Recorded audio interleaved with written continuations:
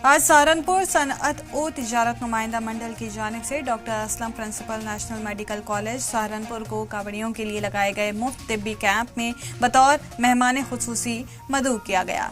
ये camp Dehradun road Saharanpur पर वाक़ई जिले के सबसे बड़े कैंप में से एक है। इस मौके पर जिले के कई नामवर सनअतकारों ने डॉक्टर असलम का पुरतपाक इस्तकबाल और इज्जत अफजाई की।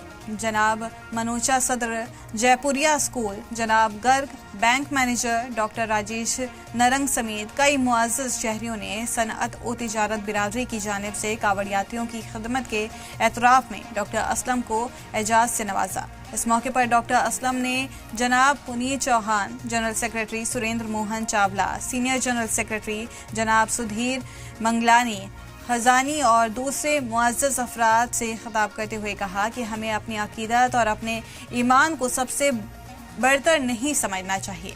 मुमकिन है कि सामने वाला शख्स अल्लाह या ईश्वर से ज़्यादा करीब हो और रोज़े क़यामत हमें अल्लाह के सामने शर्मिंदगी उठानी पड़े। उन्होंने कहा कि हमें अपनी इस्लाह पर तवज्जो देनी चाहिए और दूसरों के लिए भी महादेव या फिर अल्लाह से दुआ करनी चाहिए ताकि हिंदुस्तान जल्द से जल्द एक खुशहाल, पुरअमन और रूहानी तौर पर दुनिया की रहनुमाई करने वाला मुल्क बन सके।